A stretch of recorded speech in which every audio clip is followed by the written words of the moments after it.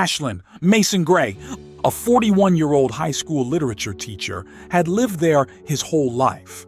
He liked routine hot black coffee, cold rain on the windows, the distant bark of a neighbor's dog. After losing his wife 2 years ago, routine was the only thing keeping his mind from crumbling. He had his 15-year-old daughter, Nora, to care for. And though she had his sharp blue eyes, her spark, the one she got from her mother, was slowly fading. They rarely talked beyond morning greetings and dinner. One Tuesday morning, in late October, something odd happened. As Mason drove Nora to school, she pointed toward the town square. "Dad was that guy staring at us?" Mason glanced toward the sidewalk. A man in a black coat stood motionless near the bookstore, his face hidden in the shadows of his hood. "He's probably just cold," Mason said, brushing it off. But when they passed, Mason looked in the rearview mirror, and the man was still standing there, facing them, completely still. Later that afternoon, Mason stopped by the local coffee shop, The Brewed Word. He needed grading time and stronger coffee. As he waited in line, he noticed a small round mirror behind the barista. It caught the reflection of the room, and something startled him. The hooded man from the street was sitting at the back table. He turned to look, but the seat was empty. Mason blinked, shook his head. When he got home, he told himself it was nothing, just stress. Too much caffeine, too little sleep. That night, while washing his face, he leaned toward the mirror above the sink and froze. The man in the mirror was him. Only not exactly. Same clothes, same face. But the man in the mirror wasn't blinking, and he was smiling. Mason stumbled back, turned on the lights, looked again. Just his tired, aging face, but that smile, it lingered in his thoughts long after he turned out the lights. The next day at school, Mason felt tense.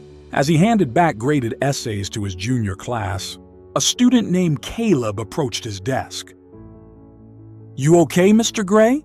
Caleb asked. "You look different today." Mason forced a smile. "Just tired." Caleb hesitated. "Sometimes mirrors lie, you know. Depends on what you're carrying inside."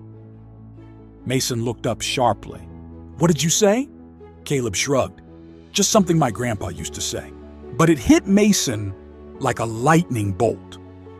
That night, alone in his home office, he opened the mirror drawer of his wife's old vanity. It still smelled like her lavender perfume. He stared into the glass. This time the reflection was him, but something behind him moved. He spun around. Nothing. He faced the mirror again. Now there was a figure in the glass-hooded, faceless, standing right behind him. Mason slammed the drawer shut. Mason didn't sleep. The next morning, Nora noticed the dark circles under his eyes. "Are you sure you're okay?" "Yeah," he lied. "Just feeling weird lately." Nora leaned closer. "Dad, you haven't been yourself." She paused. "Sometimes I think you're not really here. Like you're somewhere else." Her voice broke slightly. Mason's chest tightened. "I'm here, Nora. I promise." But was he? That day, he went for a walk after school to clear his head. The wind howled through empty streets, carrying fallen leaves in tight little whirlwinds. He walked past a window and caught his reflection again. This time, it waved at him. It waved! Mason stumbled back and fell onto the sidewalk. When he looked again, the reflection was gone. That night, Mason stood in front of the bathroom mirror, breathing hard. "Who are you?" he whispered. His reflection blinked. Then it spoke without moving its lips. "You already know." Mason backed away, his heart pounding. "You're me," he said aloud. "I'm who you see," the mirror self replied. "I reflect what you show the world." Mason shook his head. "You're not real. I'm exactly as real as what you project." Then it added, "You've been walking in grief for years. Fear, anger, shame. You buried it, and smiled through it. The mirror darkened. You thought no one noticed, but the world did. Your daughter did. Mason clenched his fists. I've done everything I can to stay strong. No, said the reflection. You've done everything to stay numb. The room dimmed. The mirror cracked slightly. And then silence. Mason didn't remember falling asleep, but he woke the next morning slumped against the bathroom wall. His phone buzzed. A message from Nora. Can you come to school today? I want you to hear something. Still shaken, he drove to Ashland High and arrived just as Nora took the stage for a student-led assembly. She was reading a poem she'd written. My father is made of stone and thunder. A mountain who forgets the sun can still reach him. He gives, but forgets to receive. He smiles, but forgets his eyes are mirrors.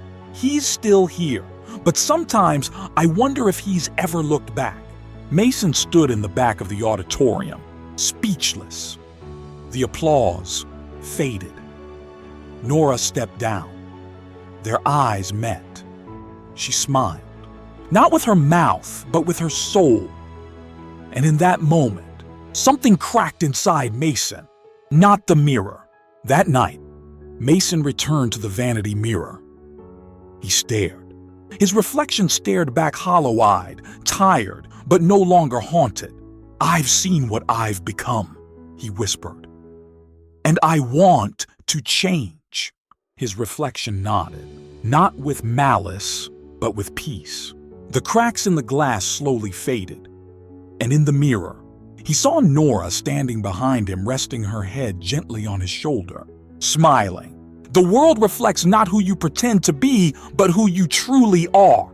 When you carry sorrow, the world mourns with you. When you choose light, it shines back. Heal the mirror by healing the heart that stands before it.